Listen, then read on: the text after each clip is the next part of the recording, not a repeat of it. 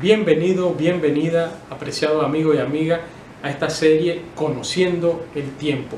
De mi hogar a su hogar, del corazón de Dios a su corazón. Realmente es un gran gusto para mí estar con ustedes en esta tercera ocasión de esta serie. Hoy vamos a estudiar un tema muy importante, pero antes de eso quiero decirle que aquí tenemos un chat en vivo donde usted puede hacer sus preguntas y también sus comentarios para que interactuemos durante este ciclo de presentaciones.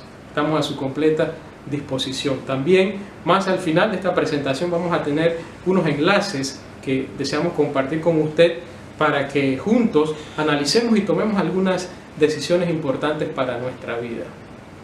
En esta tercera ocasión vamos a analizar un tema fundamental, lo que la Biblia enseña acerca de la muerte. Y usted dirá, ¿qué tiene que ver la muerte con conociendo el tiempo? Bueno, es que la muerte ha sido y sigue siendo un elemento transversal en la vida del ser humano, es decir, ha estado en todo momento, paralelo al desarrollo del ser humano, ha estado también la muerte desde que entró a la vida del ser humano. Entonces tenemos que conocer de qué se trata la muerte, porque también su desenlace tiene que ver con lo que estamos viviendo en este momento y con lo que se avecina dentro de muy poco, que como vimos ayer ya las señales anuncian precisamente ese acontecimiento que es el regreso de Cristo Jesús. En el año 2015, apreciados amigos, tuve la desdicha de perder a mi querido padre, un hombre extraordinario, un gran papá. La solidaridad, la honestidad, el respeto a los demás, la ayuda al prójimo, el amor a la educación y su importancia fueron valores centrales en su vida que nos transmitió con gran cariño y no solamente con sus palabras, sino también con su ejemplo. Nosotros hoy en día tratamos de emularlo, espero que ustedes tengan también o puedan ver esos valores en nosotros, ¿verdad? Con la ayuda de Dios. Pero quiero decirles que cuando Él se fue de nosotros, cuando fue al descanso, fue una situación muy dolorosa. Lloramos con intensidad porque sabíamos que ya no iba a estar para nosotros, no iba a estar para darnos los consejos tan sabios que siempre nos daba, para darnos y brindarnos su cariño, su apoyo, su respaldo en todo momento. Pero saben, a pesar de que lloramos, y lo lloramos, yo diría por varios días, y muchas veces cuando lo recordamos también lloramos, pero no lloramos como los que no tienen esperanza. Saben, estudiar y conocer el tema de la muerte es importante porque además de que nos lleva a un desenlace interesante, también comprender la muerte en toda su magnitud nos ayuda a verla no como un problema sin solución. Hay muchas personas hoy en día que dicen en conversaciones por aquí, por allá, en relación con los problemas y los desafíos de la vida, no, adelante, que lo único que no tiene solución es la muerte. Bueno, yo quiero decirle que al final de esta presentación, si Dios quiere, a partir del estudio de la palabra de Dios, vamos a ver que para la muerte sí hay solución y esa solución ya está dada. Sin duda alguna la muerte ha descorazonado al ser humano, al hombre y a la mujer desde el comienzo de los tiempos. Cuando la muerte entró en la vida del ser humano, en la vida de Adán y Eva, eso golpeó sus vidas de una manera, digamos, inconmensurable, es decir, causó un dolor, una tristeza enorme. Su primer hijo Caín mató a Abel. Y no solamente porque se da entre ellos, sino porque en efecto perdieron a su hijo y eso causó una gran tristeza en Adán y Eva. Pero en aquel momento ellos se aferraron a una gran promesa, a la promesa de un Mesías que vendría y no solamente destruiría a la muerte, sino al causante de la muerte, que es Satanás, como lo vimos en la primera presentación de esta serie. Y hoy nosotros también, a través del estudio de la muerte, vamos a recibir, no de mí, sino de parte de Dios, a través de su palabra, la invitación a aferrarnos también a ese Mesías que vendrá por segunda vez a esta tierra y dará final eterno y para siempre al problema de la muerte.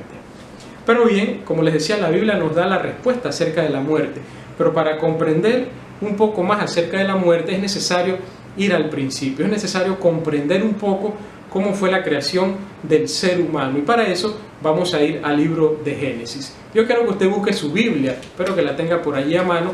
Vamos a abrir la Biblia en el libro de Génesis capítulo 2 versículo 7. Dice Génesis 2:7 de la siguiente manera: Entonces Jehová Dios formó al hombre del polvo de la tierra y sopló en su nariz aliento de vida, y fue el hombre un ser viviente. Fíjese qué interesante.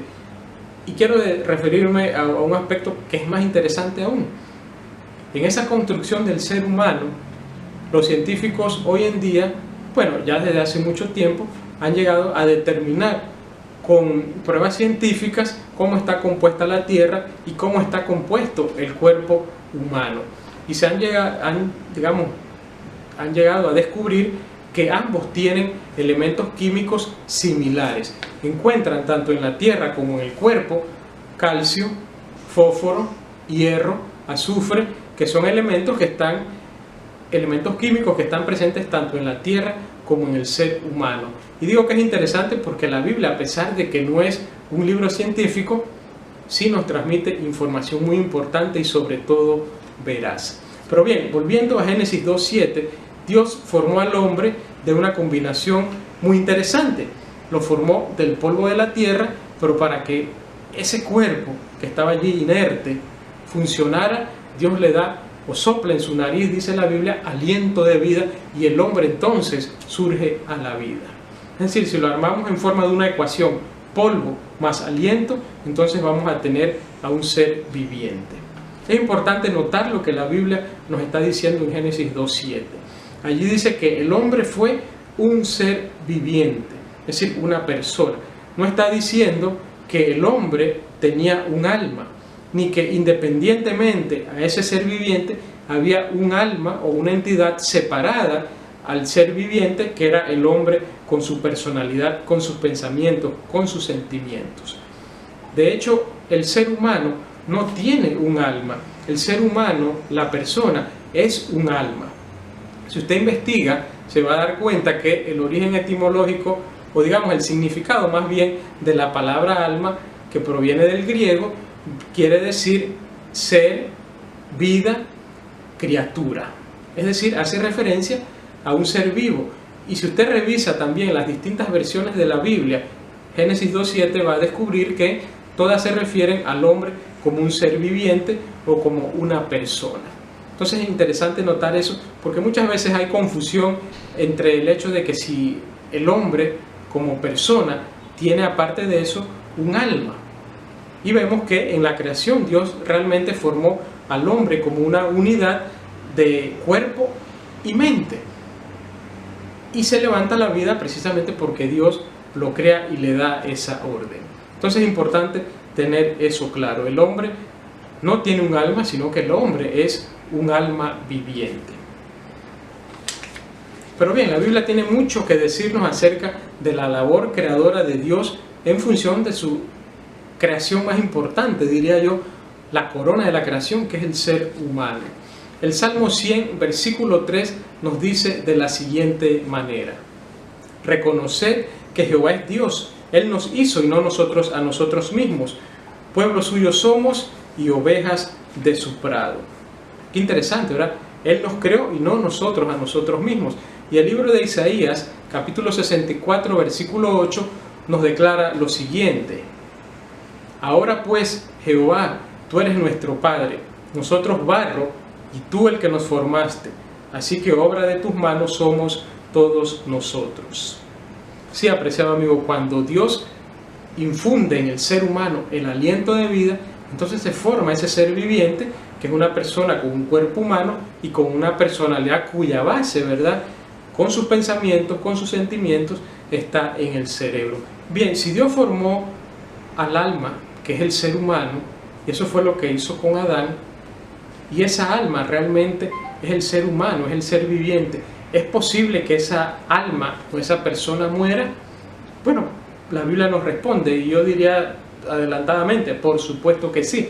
El libro de Ezequiel, capítulo 18, versículo 4, nos dice de la siguiente manera: he aquí que todas las almas son mías, como el alma del Padre, así el alma del Hijo es mía. El alma que pecare, esa morirá. Y Ezequiel 18:20 vuelve a repetir esta declaración: el alma que pecare, esa morirá. Dios simplemente utiliza la palabra alma para referirse al ser humano. El ser humano que peca, ese morirá. Romanos 6:23 dice, porque la paga del pecado es muerte, mas la dádiva de Dios es vida eterna. Entonces lo que Dios está diciendo aquí es que el alma, es decir, la persona, el ser viviente que peca, va a morir. Mas aquella alma, aquella persona, aquel ser viviente, aquel ser humano que decide seguir a Dios, que acepta a Jesús como su Salvador personal, va a recibir como dádiva o como regalo de Él la vida eterna. Entonces eso es importante tenerlo claro porque, vuelvo a repetir, el alma realmente es el ser humano, es la persona.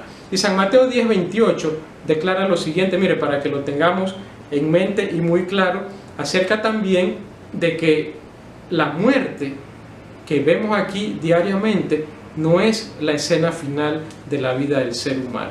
Mateo 10:28 dice de la siguiente manera, y no temáis a los que matan el cuerpo, mas el alma no pueden matar.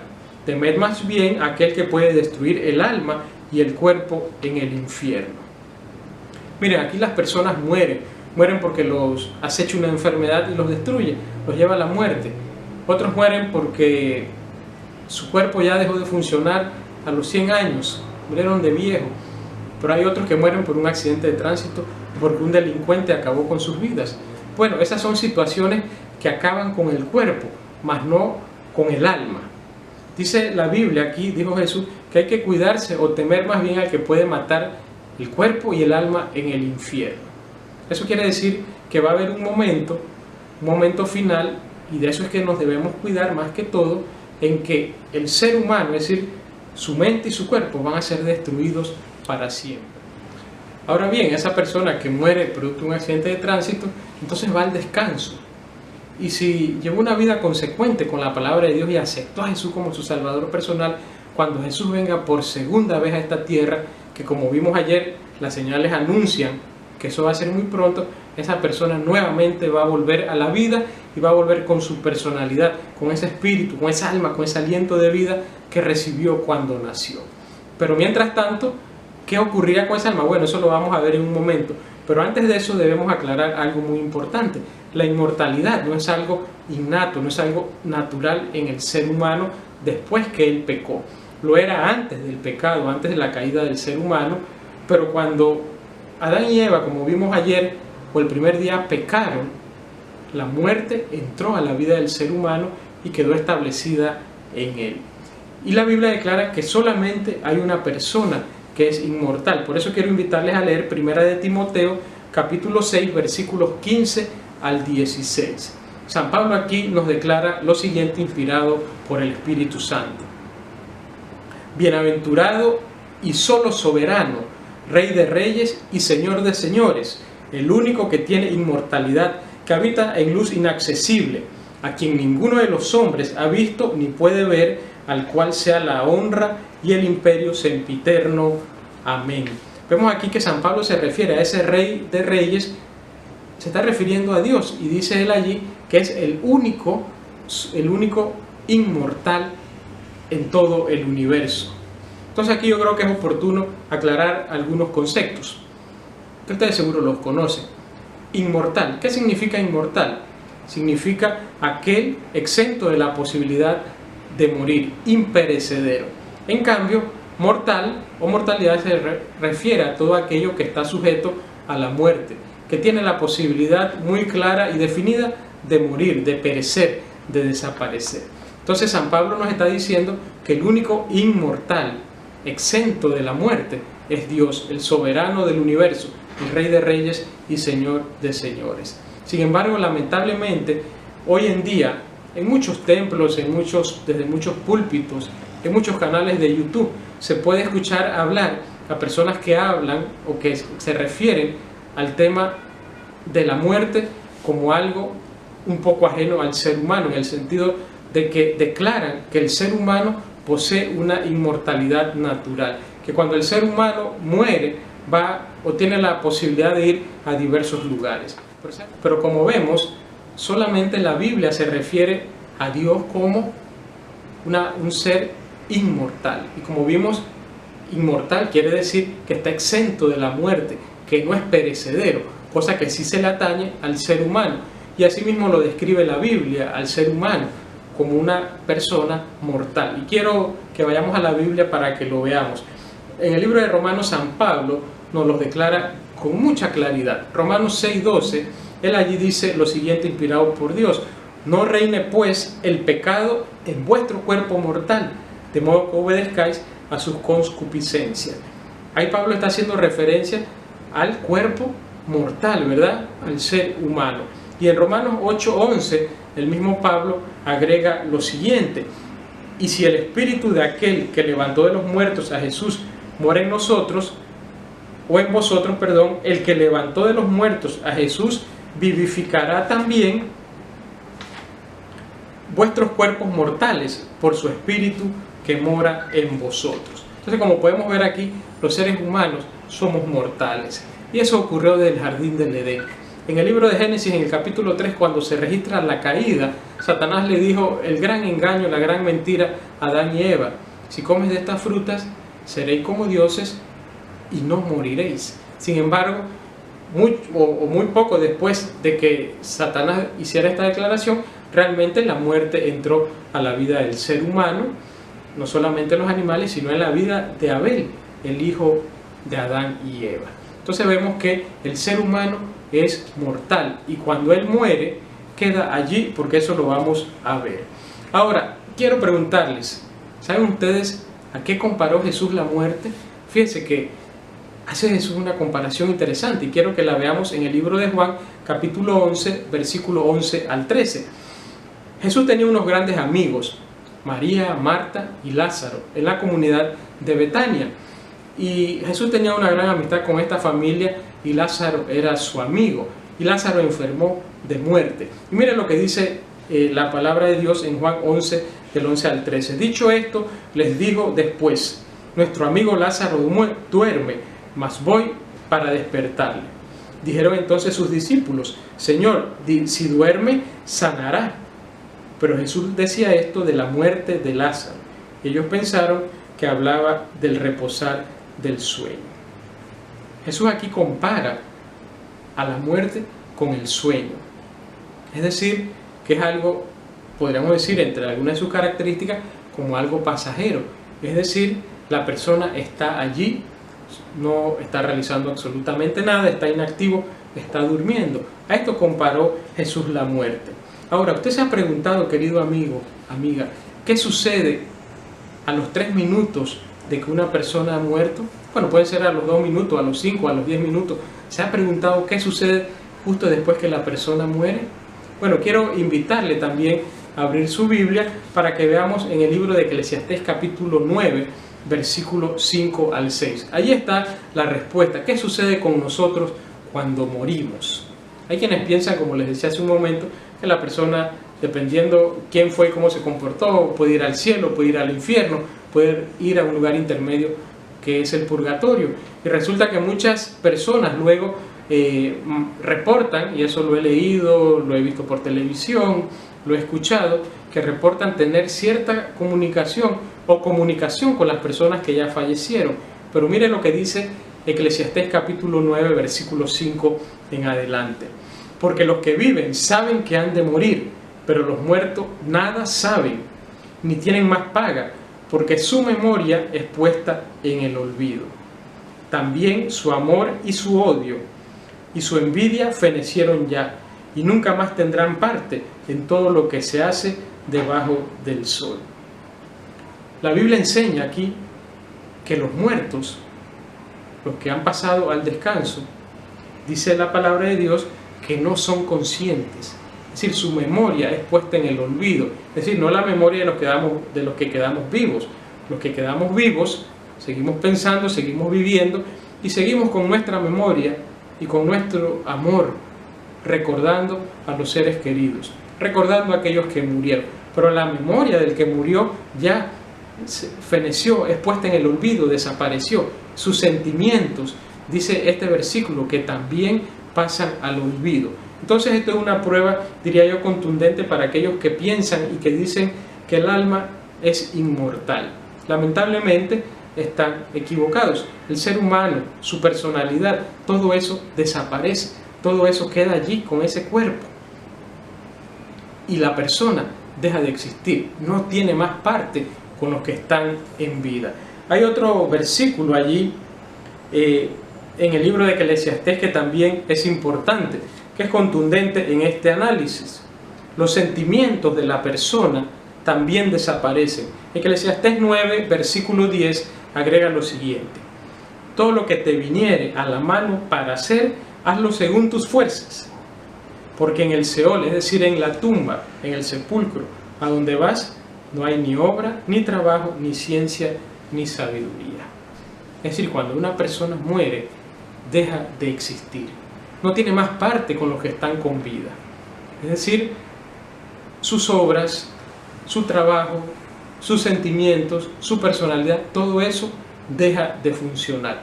Por eso, y abro un paréntesis, dice allí el libro de Eclesiastés, escrito por Salomón, el gran sabio: lo que te venga por hacer en esta vida, hazlo con diligencia. Tu trabajo, hazlo con cariño, con diligencia, con esmero, con excelencia. Si haces tu trabajo en la casa o lo que hagas en la casa, hazlo también con gran diligencia. Lo que te venga a hacer, hazlo, dice aquí, con diligencia. Porque cuando vamos al sepulcro, ya allí todas nuestras obras pasan a la historia, quedan en el olvido. Cuando una persona muere, no sabe de lo que ocurre entre los vivos. Y aquí es donde algunos se equivocan, ¿verdad? Porque piensan que los muertos pueden volver, el alma de ese que murió puede volver a nosotros y ayudarnos, darnos una información cuando estamos en problemas, digamos, socorrernos. No, nada de eso. El que murió, lamentablemente, ya está muerto. Entonces, ¿será que los que mueren van directamente al cielo o al infierno? ¿Se encuentran esos que mueren y que van al cielo adorando a Dios? Bueno, mira, la Biblia también da respuesta a esto, y quiero leértelo en el libro de Salmos, capítulo 115, versículo 17. Dice allí textualmente: no alabarán los muertos a Jehová, ni cuantos descienden al silencio. No alabarán, dice, porque están en el silencio. No tienen parte con los que están en el cielo ni con los que están en la tierra, es decir, están en el sepulcro. No tienen nada que ver ya con los seres humanos, sino el mero recuerdo que queda en los que estamos vivos. Y Salmo 146:2 indica lo siguiente: alabaré a Jehová en mi vida, cantaré salmos a mi Dios mientras viva. Si no fuera así, el salmista, el que habló aquí inspiradamente, diría que cuando muere y vaya al cielo, también alabaré a Dios. No, pero él dice, solamente tendré la posibilidad de alabarlo cuando esté vivo. Por eso es importante que nosotros cuidemos nuestra vida y nos conduzcamos, ¿verdad?, con amor, con cariño, con solidaridad hacia nuestro prójimo, pero también con amor y responsabilidad hacia nuestro Dios. Una vez que morimos, apreciados amigos, quedamos en la tumba y allí fenecen con nosotros nuestros pensamientos y nuestros sentimientos. Pero saben, hay una promesa reconfortante para cada uno de nosotros. Y yo quiero invitarles a que ustedes la busquen conmigo en su Biblia, en el libro de Juan, capítulo 11. Yo tengo mi Biblia aquí y les quiero invitar al libro de Juan, capítulo 11, versículo 11 al 14. Aquí es el incidente donde Jesús resucita a Lázaro. Recordemos que Jesús tiene el poder sobre la vida y sobre la muerte. Y aquí en Juan 11, de los versículos 11 al 14, se nos declara de la siguiente manera. Dice así: dicho esto, les dijo después, nuestro amigo Lázaro duerme, mas voy para despertarle.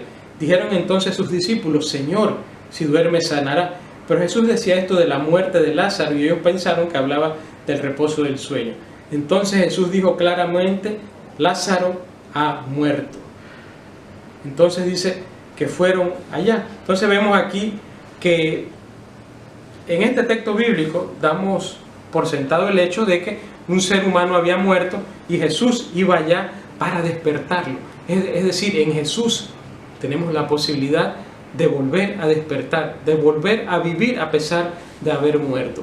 Y esa posibilidad, querido amigo y amiga, también la tienen nuestros seres queridos que han ido al descanso. Por eso nosotros debemos vivir con esperanza, porque la muerte sí tiene solución. Jesús dijo claramente, Lázaro ha muerto, mas voy allá para despertarlo. Entonces vemos que en las palabras del propio Jesús sí debiéramos nosotros tener esperanza, porque la muerte tiene solución. Dios, el único que conoce todas las cosas y que conoce en toda su magnitud el imperio de la muerte, tanto en el Antiguo como en el Nuevo Testamento, en la palabra de Dios, nos ha revelado que la muerte es un sueño y que Él, su Hijo Cristo Jesús, puede despertarnos de ese sueño. El libro de Deuteronomio, capítulo 31, versículo 16, declara lo siguiente con respecto a Moisés.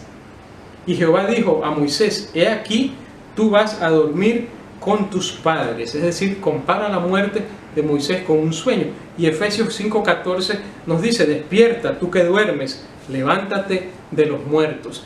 Vemos entonces que sí, que la muerte es un sueño y que Dios tiene poder sobre ella. Y miren, curiosamente, hasta el día de hoy llamamos cementerio al lugar donde descansan los muertos. Y la palabra griega, se los leo textualmente, la palabra griega de la cual procede la palabra cementerio es koimeterium, que significa lugar de descanso. Fíjense, interesante, ¿verdad?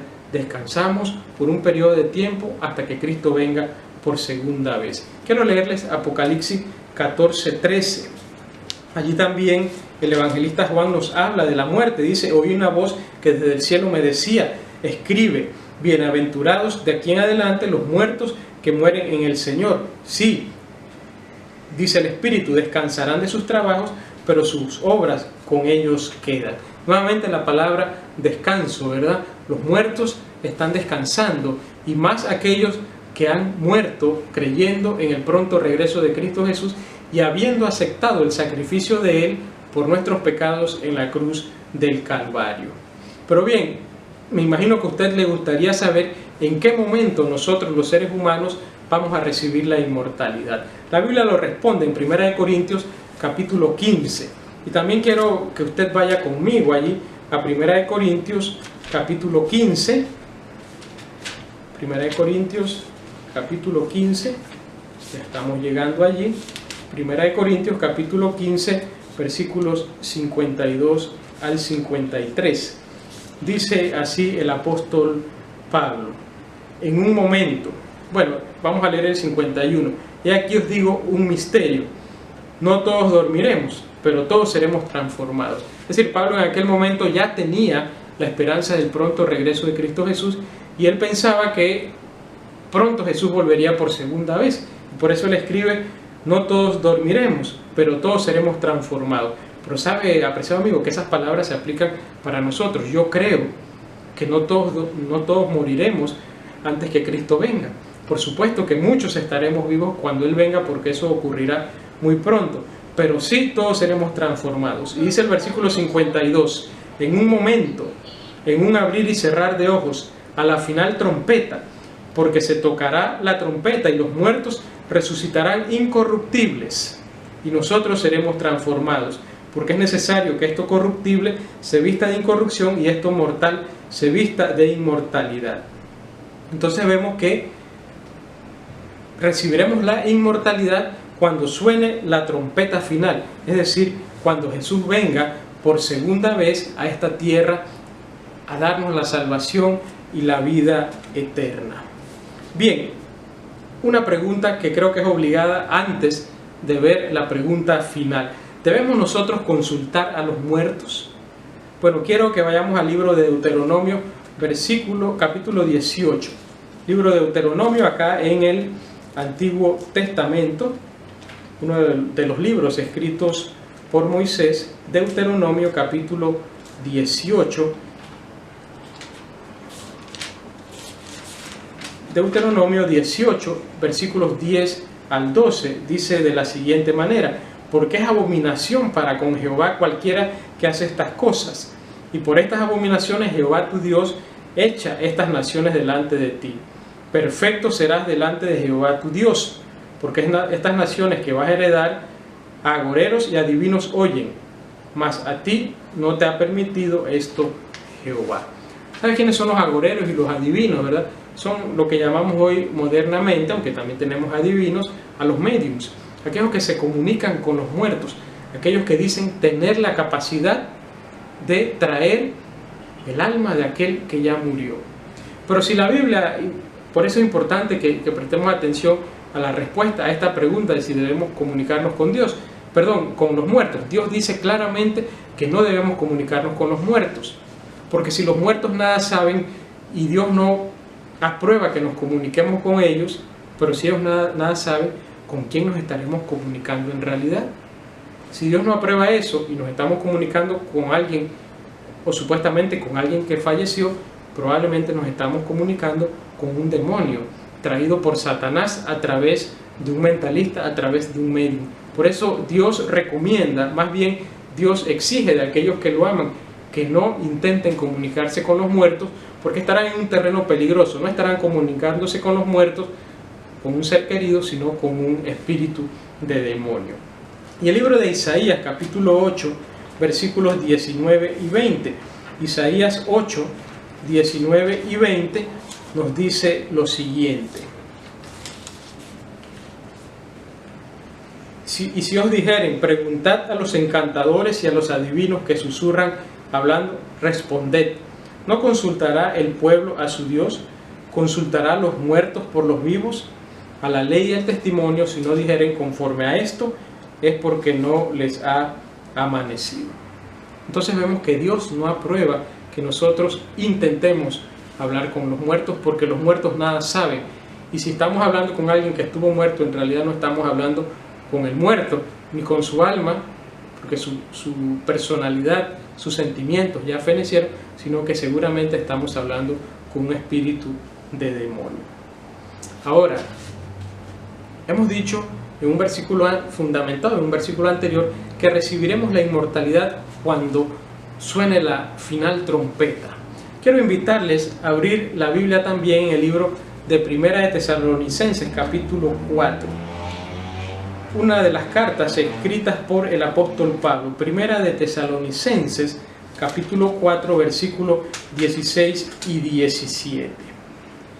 Y voy a leerles desde el 13, más bien, para que veamos la hermosura de la promesa de Dios. Dice el apóstol Pablo: tampoco queremos, hermanos, que ignoréis acerca de los que duermen, para que no os entristezcáis como los otros que no tienen esperanza.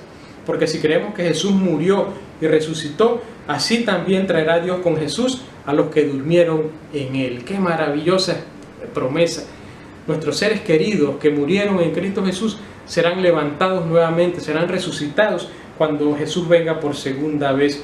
Porque dice el versículo 16, el 15, por lo cual os decimos esto en palabra del Señor, que nosotros que vivimos, que habremos quedado hasta la venida del Señor, no precederemos a los que durmieron, porque el Señor mismo, con voz de mando, con voz de arcángel y con trompeta de Dios, descenderá del cielo, y los muertos en Cristo resucitarán primero.